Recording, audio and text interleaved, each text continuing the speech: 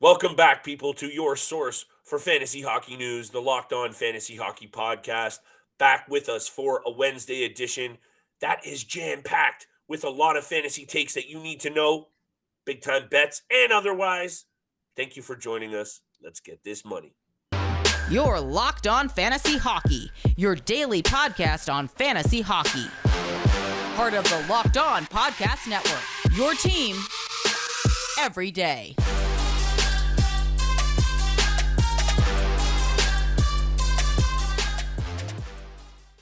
You heard the music, and you know what time it is. We are back for a Wednesday edition of the Locked On Fantasy Hockey Podcast with Steele and Flip. Come on, guys. This is a crucial part of the NHL schedule, and you know we have all the information that is going to take your team over the top. Thank you for making us your first listen every single day.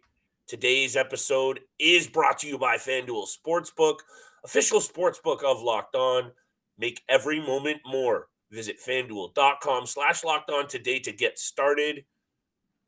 We're going to get started in a very big way in a second, Steele, with some major injury news again that I hate to say you and I almost predicted and alluded to with Cale Makar. We're going to get there because when something happens to these big pieces, Steele, I think I've said it about 150 times on this show, we have to talk about it because a lot of our listeners are going to have these players. Cale Makar is one of them. We're going to get there off the top. More importantly, big time bets at the end of the episode. I need a bounce back night. You're doing pretty good. We're going to make some money. And we're going to break down some of our favorite young guns in the game. Prospects, maybe some 20-year-old, 21-year-olds, 22-year-olds that you need to look at. Maybe you need to set yourself up nicely for the future. Your season might be rocky. Either way, we're breaking down the best young fantasy pieces in the NHL. Before we get there, Steele, very quickly, we've been adamant about, I think, our thoughts on how good the Colorado Avalanche can be when they're fully healthy. But yet again, and not to their fault, it's not happening for them this year. Cale Makar is now back injured day to day, 4 games here, a couple games here. What's your take here with what you're seeing with Cale Makar and the Colorado Avalanche? Yeah, it obviously sucks for all fantasy owners out there who own Cale Makar right now. He's a huge part of the organization and a huge threat for, whatever kind of style you're in fantasy league wise, categorical, just a points league, head-to-head matchup. He gets it done in pretty much all categories, especially offensively and on the power play. So he's a huge juggernaut of a piece for any fantasy owner out there. So to have him back in concussion protocol and not out on the ice helping his team win games and score points obviously sucks for a lot of people out there. But for the Colorado Avalanche themselves, I think they're in an okay position to get by without him right now. A couple games in hand, they're finally top 3 in the Central Division right now, right behind the Winnipeg Jets and Dallas Stars. They have a couple games in hand, 55 games played this year. They have 67 points on the season, a few games in hand on the teams that are chasing their tails as well. So they've gotten up to this point without some of their best players in the lineup. Cale Makar, Nathan MacKinnon was out for 4 weeks. Landeskog hasn't played a game. Nichushkin battling with ankle and leg injuries all season long. A lot more of their depth players who have been in and out of the lineup as well. So they've gotten by without a full healthy roster so far, and they can keep doing that up until the point of where it matters most, and that's in the postseason. So right now they can get by, but for fantasy owners out there, you got to look to the waiver wire target to fill in this gap. Yeah, and stay tuned to Monday's episode. We're going to have some good fill-ins if Makar. And look, I really hate to say I told you so when a guy gets injured because that's not what I'm trying to say. And when it comes to fantasy angles, it's more so the heads up that we gave was right. That play just didn't look right, did it, Steele? And more importantly, that whiplashing movement, that hit to the head, even if it wasn't necessarily long-term or as serious as it maybe looked or didn't look, given how important Cale Makar is to the success of this team and, of course, your fantasy team, this Colorado Avalanche franchise has to be very careful with how they deal with Cale Makar. So whether the severity is what it could be or whether it's he's coming back, they're going to take their time with this player because actually I think all of what you said alludes to the fact that this Colorado Avalanche team is getting it done still without missing pieces and the Nazem Kadri absence, which we thought was going to affect them, and they're right there on the cusp. So I would just be a little bit concerned with a head injury from Cale Makar, how important he is. And look, like you said it, 5 points back of the Dallas Stars. And in my opinion, Dallas, Winnipeg, Colorado, in my opinion, Colorado is definitely the best team there. And I think at the end of the day, just keep your eye on it. I say all the time, but they will be very careful with Cale Makar here and this situation. And you know what, Steele? The situation we're going to talk about next, if you're okay with that, are very similar to what's just happened with Cale Makar. He has been one of the best young players in the game over the last couple of years. And if you can strike in keeper or dynasty leagues and get these young players before they really blossom, it can make your team absolutely deadly year in and year out. And I think we have a bunch of really good names to look at. I think I have too many names. Yeah, we have a lot of names because there's a lot of young talent, and every single year, more and more skilled players come into the NHL and showcase what they're all about. And we're going to continue to see that because of the level of play that we're seeing in hockey nowadays. And I have a lot of guys on my list as well. Woo! A few honorable mentions for myself. Yeah. Alexis Lafreniere, Alex Newhook, who we thought would be a little bit of a good guy to grab at the end of a draft this season. Owen Power, who's starting to come on offensively. Jack Quinn, Lucas Raymond, Marco Rossi, who's got 30 points in 32 games for the Iowa Wild as well. But that's where I want to start with. I want to start with the Minnesota Wild here. And I'm looking at Calen Addison and Filip Gustavsson for two guys that I think should be two players, young players, that all fantasy owners should keep their eye on and have tabs on for the next draft as well. And I say Addison because I think he's going to be the next guy on the blue line for the Minnesota Wild. He is going to be the quarterback on the power play, getting it all done, starting the offense from the end zone and transitioning to the offensive zone as well. Rookie this season, 3 goals, 27 points in 52 games. From what I've seen, he's looked really good, but there is still a lot to improve on his game. He's not the strongest. He's not the biggest guy out there. He's 5'11", 173 pounds. He can easily be moved off the puck, and his plus minus shows that minus 18 on the year. He needs to work on his strength and conditioning a little bit. But the Minnesota Wild have small defensemen on the blue line. Matt Dumba. Dumba is, 6 feet, 180 pounds. Jonas Brodin is not that big as well. So they like their small defensemen, guys that can still move the puck. He's going to get the opportunity, no doubt. But it all comes down to, will he seize the moment? And I think he does. And you look at the salary cap for the Minnesota Wild and some of their guys who are on the older side. Matt Dumba is probably getting traded. He's been healthy scratched a couple of times, so he's on his way out of Minnesota. Yeah. Spurgeon is 33. The best days are behind him. He's still a great defenseman, but not an offensive juggernaut. Same goes for Goligoski, who's 37 years old. Oh, yeah. Brodin is not the offensive defenseman. That's not what he gets paid for. And now that I'm looking at it, Addison is the youngest guy that is under contract right now. 22. He's the future of the Wild blue line. So I really like Calen Addison. And then just on top of that, Filip Gustavsson, who we've talked about frequently on this podcast, 24 years old. He's 14-8-2, gets traded from Ottawa to Minnesota. He has a .926 save percentage.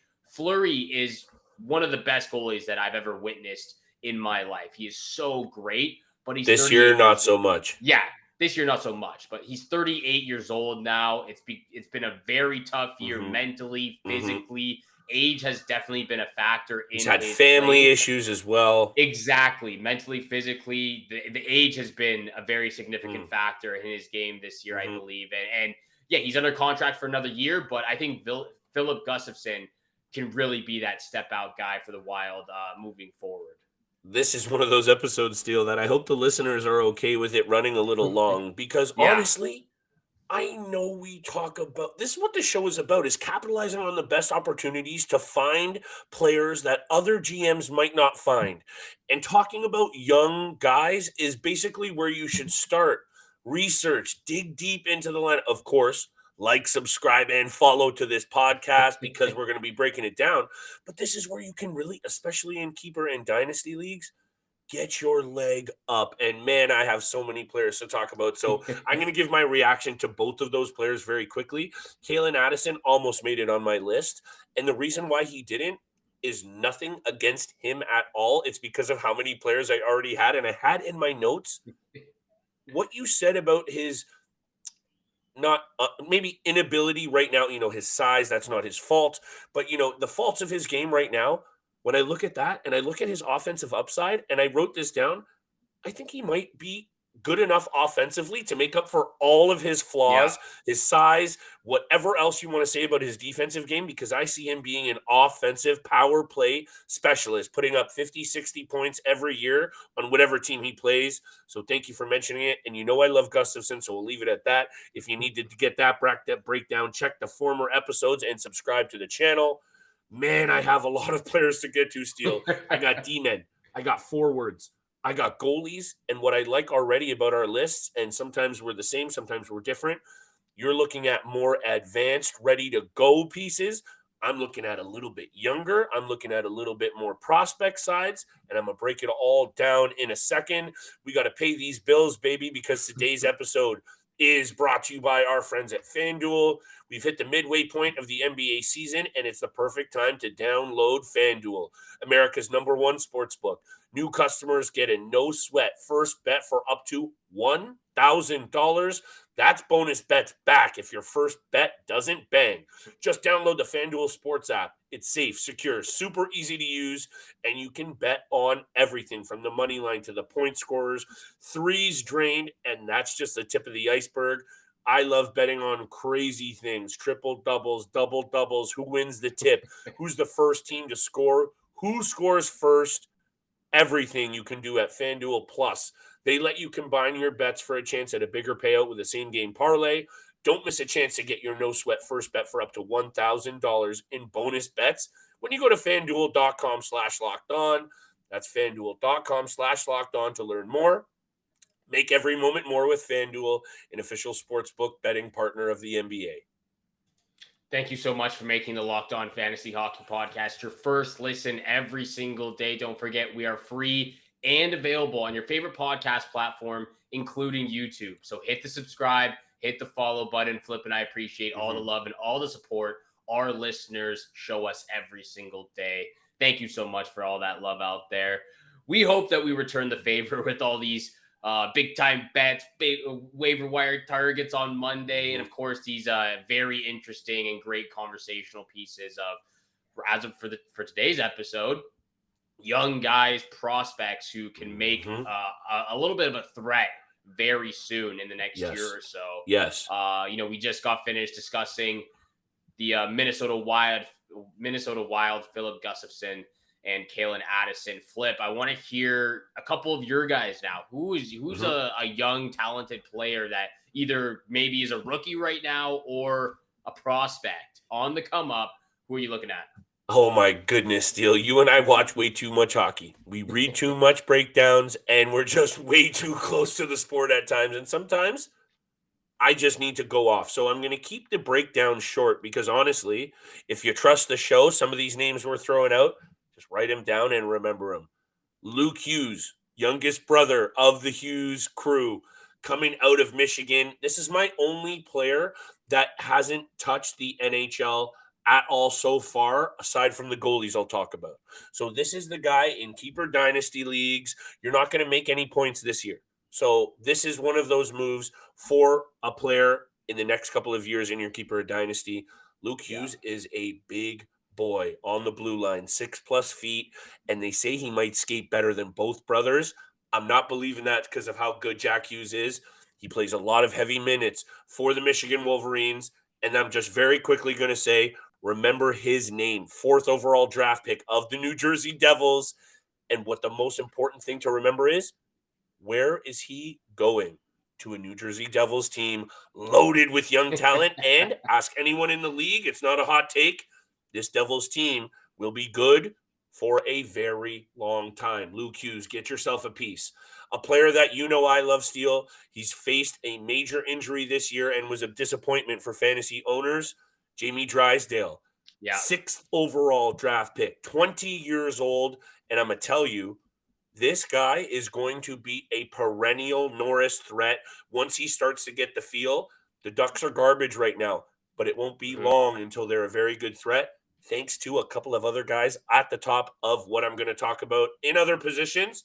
very quickly. Those were my two breakdowns. And if you don't mind, thirdly, for my D-men, I know I'm going off now, but it's going to be a good one for you.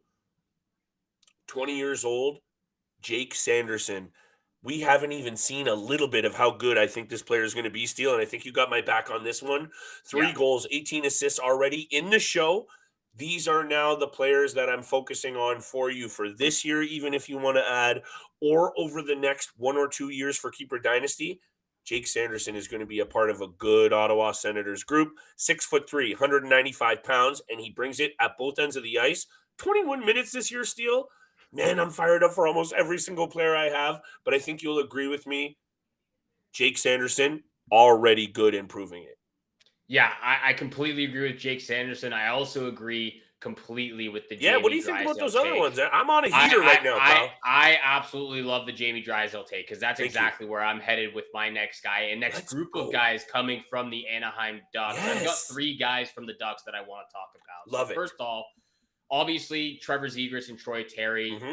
They are the alpha males, logo face of the Anaheim Ducks. Yep. Both RFAs at the end of the season, and both guys are obviously going to get paid huge time. I don't think they're going anywhere. Those are the pieces of the Ducks for a long time. Those are the pieces. They're not going anywhere. Also, Mason McTavish has 2 years left on his entry-level contract.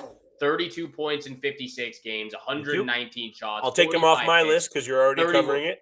Perfect. 119 shots, 45 hits, 31 blocks. He's getting it done in a rookie season. And again, 2 more years left on his entry-level contract. He'll probably sign long-term at the end of that as well. And he's going to be playing with those 2 guys for a very long time. So Mason McTavish, another guy who you could have taken late in the fantasy draft this year, I'm looking at him for next year as well. Alongside Mason McTavish, I also have Jamie Drysdale, who unfortunately got injured early on in the season, only played 8 games, 0 points. But last year in his rookie season, 32 points in 81 games at 19 years old is very impressive. Yes. I also have a defenseman for the Ducks who hasn't played in the NHL yet. Oh. Olin Zellweger. Yes.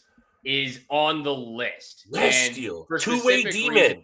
Yes, for specific reasons why I'm looking at Olin Zellweger, who was drafted by the Ducks 34th overall last year or 2 years ago, but 31 points in 16 games for the Blazers in the WHL. He's on pace for 83 points this season, another defenseman. And this is all of these guys, all these players that I've mentioned, that is the sole future of the Anaheim Ducks. Trevor Zegras, Troy Terry, Mason McTavish, Jamie Drysdale, Olin Zellweger, and I'm even going to throw your boy in net, Lucas Dostal. Thank you, Steele. I was about to say you're missing one piece, and he's on my list. Man, we're crushing it today. I mentioned Zellweger because I'm looking at the salary cap for the Anaheim Ducks and the players they have under contract and all that. Okay. You've got John Klingberg, who's probably getting traded this year, or he's on a 1-year contract, or probably going somewhere next year. Yes. You've also got Kevin Shattenkirk, who's 34 years old. The best days are behind him as well. Dmitry Kulikov, who's gotten a lot of traction and interest from teams, so he's probably on his way out. The only defenseman the Anaheim Ducks have under contract is Cam Fowler, who's only up until 2025. So a lot of older players on the blue line for the Anaheim Ducks. And when Jamie Drysdale is fully healthy, and Zellweger is probably going to be in the lineup next year, getting the first kind of looks in the NHL. Those are 2 defensemen I'm keeping an eye on. A lot of players from the Anaheim Ducks. Oh, there are actually a lot more. There is a few other guys. Noah Warren is another guy you're going to have to keep an eye on. And the only reason why you actually have to is because of all the holes they're going to need to fill. And they have so many good options in their system. Yeah. They're one of the teams right up there for me with the LA Kings that have such a good prospect pool over the last couple of years. And it makes sense. These teams have struggled over the last couple of years, and now they've really stocked the cupboard full. There are a lot of interesting names, Steele. I have a long list of goalies that I want to break down quickly. I'm going to pop Mason McTavish off my list, and there's another forward that I got to show some love to. Plays for the Winnipeg Jets. We're going to get there. And Big Time Bets, take us away, brother. I absolutely love it. Yes, this is going to be a little bit of a longer episode. A lot of players that we really want to discuss for today's conversation and on today's podcast. Thank you so much for making the Locked On Fantasy Hockey Podcast your first listen every single day. We are a part of the Locked On Podcast Network, your team every single day. And thank you so much for tuning in. Please hit the subscribe, hit the follow button. Filip and I appreciate all the love, all the support our listeners show us every single day. Filip, I know you've got a ton of goalies, a ton of other players as well. I've got 3 other players. I'll make them real quick. One more defenseman, 2 guys that I know we have a lot of love for. But I do want to hear about your goalie targets. Is that where you want to go next? Some goalie targets, or you still got a couple of young forwards you're looking at right now? Honestly, my forward breakdown is quick. So why don't I just spit that out? I'll head it back to you and I'll finish with my goalies if you're cool with that. Because I just don't need to get overhyped for a guy that when he's been healthy, and I guess that is a caveat that we have to discuss. Cole Perfetti's been hurt a couple of times this year. And I know he plays in a good top 6 position. He was, I looked at some of the underlying metrics. He's plus 10 this year.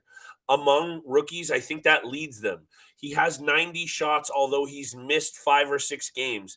I think if this player has been healthy, he's the rookie point scorer, and I know Matty Beniers is having a good year. Cole Perfetti is a player that I'm not going to shy away from. I know I was a little bit off this year with Seth Jarvis, but I think other than Perfetti, it's been me going Jarvis and Perfetti for my 2 favorite young players.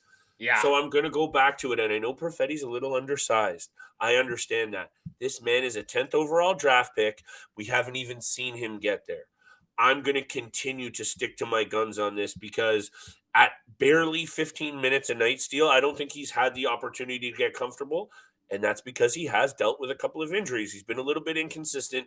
That's what you're going to get with a 21-year-old player, but just recently turned 21, by the way. So he's basically 20.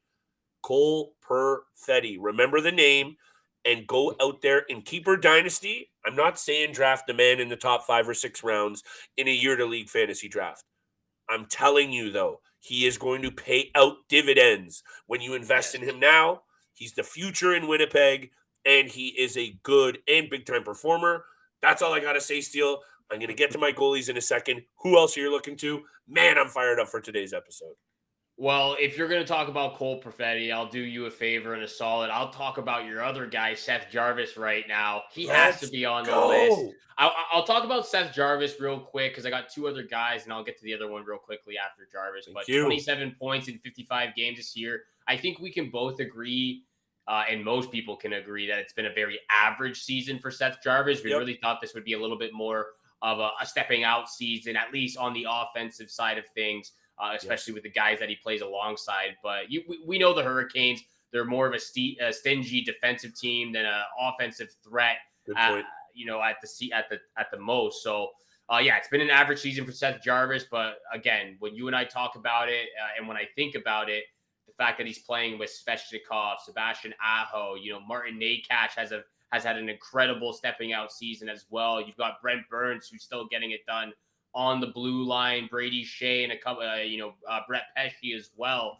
Yes. That can be a little bit of a threat offensively. Not saying that they're going to jump in all the time, but nonetheless, there's so much young talent here that I think they continue to get better over time and continue to find out how to be consistent goal scorers year in and year out. So Seth Jarvis, one of them, as well as this guy I'm going to talk about real quickly, Dawson Mercer of the New Jersey Devils, 42 points in 82 games last year, 34 points in 56 this year. If he really picking it up lately, though. Yeah, if he continues to play on the top line with Nico Hischier, or if Jack Hughes hops on there as well, he's going to get his all the time. And again, one of those guys that we thought would be a little bit more consistent, and one of those guys that you would be draftable in the late mid to late round of fantasy drafts. Didn't pan out that way at the beginning of the season, but like you just said, he's starting to ramp it up over the last month and a half, and it's been a pretty good season up to this point for Dawson Mercer. I would say, and I'm going to get real serious right now, Steele, we're going deep into the fantasy depths of my brain. You have to honestly balance what you see on the ice and what you're getting on the whatever platform you're watching your team rack up points. Yeah. Because sometimes you have to separate yourself from, and Seth Jarvis is one of those players, and that's why I'm not going to give up on him because of his age right there. When I watch him, And you're going to like a player. You're going to like a player's game. You're going to like his pedigree. You're going to like him for whatever reason. He might not necessarily be putting up the production when you're watching your team rack up points, but you have to stick with your gut. And Seth Jarvis is one of those guys that when you see, and you alluded to it, small sample size for a very young player, you have to just stick to your guns and trust what you've seen over the years, what's done you success, and maybe don't trust it if you haven't had success and start switching things up. There you go. That's Big Flip, Uncle Flip's fantasy tidbit of the night. But I'm here for it, Steele, and I appreciate these breakdowns of Seth Jarvis. And actually, everything that you brought to the table today, I'm loving it. If people aren't out there subscribing, reviewing, dropping comments, and leaving us some feedback, you're on Spotify or Apple, drop us that 5-star review. You feeling a 4-star review? Let us know why and how we can get better. We're here for you, people. Steele, we're going to get to the big-time bets. I got a list right here, pal. The people on YouTube can't see it, so make sure you go over and subscribe so you can see all of the action live in person. Lucas Dostal was on my list for goalies. Are you ready for me to go off to the goalie list very quickly? Yes, I am ready. Okay, I know the episode's getting long, so I don't need to explain Lucas Dostal at all. 3rd-round pick, 22 years old. The 2 top prospects in the game haven't had any real licks at the NHL yet, but they're right there on the doorstep. 2 20-year-olds. Jesper Wallstedt for the Minnesota Wild is right there, and he's going to get an opportunity with Fleury fading, 20th overall draft pick, and Yaroslav Askarov for the Predators. David Poile doesn't miss very often with his first-round picks. That's why he's my favorite goaltending option, not in the NHL right now. Askarov, 20 years old, 11th overall pick. I really love all 3 of those goalies. All 3 of them are going to be the number 1 goalie in 3 of those cities. Just peg what the time is. Could be next year. Could be halfway through next season. Could be the end of this year. We're Lucas Dostal. And there's 2 more guys, Steele, and you can just hit me with your take on all of it at the end. Kochekov's a little older. I've said what I've said about him. And Lukonen in Buffalo, he's the other one. Those are the 5 for me. Kochekov, UPL, in the NHL already. Wallstedt, Dostal, and Askarov. All 5 of those guys. Keeper dynasty for sure. Obviously, you're not going out there and adding them this year unless it's UPL down the stretch. But seriously, if you can get even 1 or 2 of those guys, your team, keeper dynasty-wise, is going to be dominating over the next bunch of years. I love all those goalies, Steele. My goodness, they're really good. Yeah, I love all the goalies too, and I had a feeling you were going to talk about Askarov of the Nashville Predators. I think the goalies is always a difficult conversation to have, especially for young goalies, because it's hard to imagine how many games they're actually going to play in, especially if they're that backup goaltender. Are they going to be 15 to 20 games on a season, or obviously don't want it to happen to anyone, but is a starting goaltender go down to injury and they have to become that number 1 guy immediately? So it's very difficult, but I do love all of the goalies. I knew you were going to talk about Askarov. I love the fact that you bring up Wallstedt as well. Well, very quickly, sorry to jump in because you made such a good point. I'd say the 4 of those guys, other than Askarov, are going to be right there as the number 1 because Saros is clearly the guy. But Anaheim, it could be Dostal. Wallstedt, who knows? Gustavsson and him battle it out. Kochekov, he's the guy. UPL, he's going to be the guy. Hey, man, you're right on point. Let's get to the bets, baby. We are going to get to the bets. I have one last player. My bad. One last player on the blue I've been talking line. a lot today, Steele. That's my bad. I'm looking at the Dallas Stars' Nils Lundkvist. This is a very interesting player to bring up. 15 points in 50 games on the season so far. He's still on his entry-level contract. He gets traded from the New York Rangers to the Dallas Stars, I believe either in the offseason or early on this season. But he's finally getting that opportunity that he so much desired to do with the New York Rangers, but now doing it with the Dallas Stars. Again, it's very small sample size, doesn't have a lot of NHL games under the belt, but he's played great at the World Juniors for Sweden. He held his own in the SHL as well. And then again, I'm looking at the salary cap and some of the players on the Dallas Stars blue line. You've got Ryan Suter, who's 38 years old. He's at the end of his career. Colin Miller, who's 30 years old. Hakanpää, who's 30 years old. Neither of those guys bring in offensive or offensive weapons whatsoever.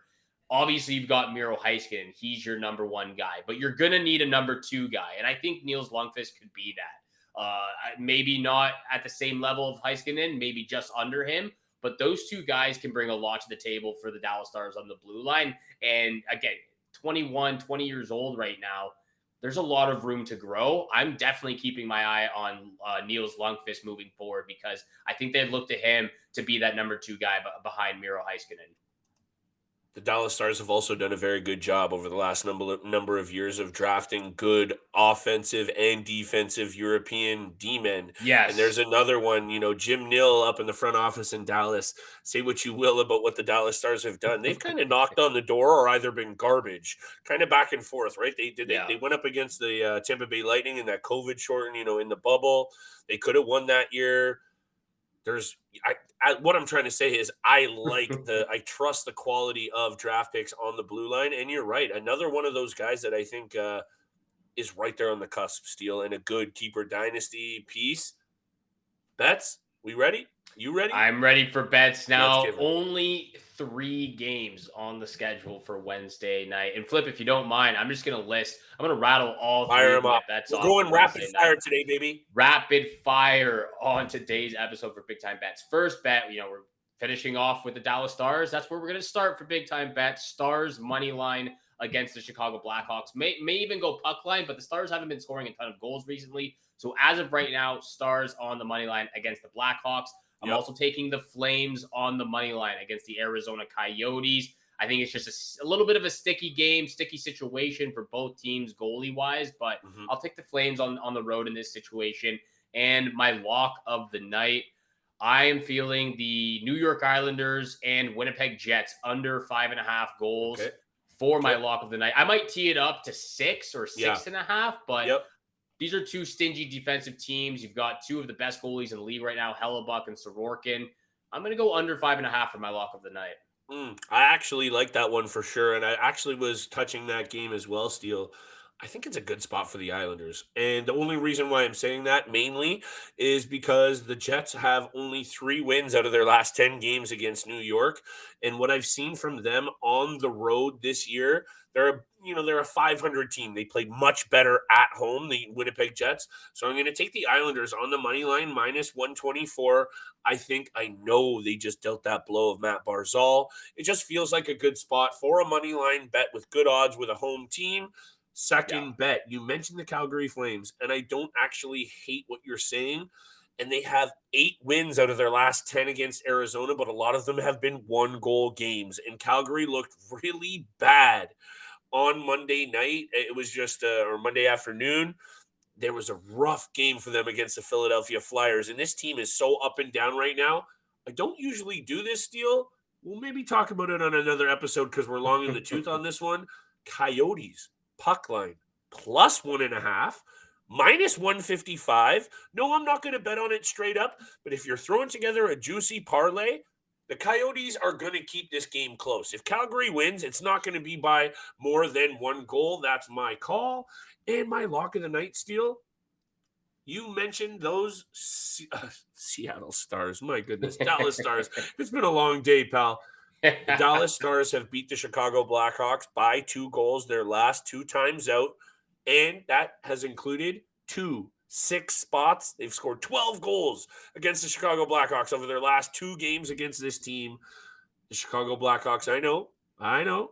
They beat the Toronto Maple Leafs 5-3 the other night and 4-3 against Ottawa the night before.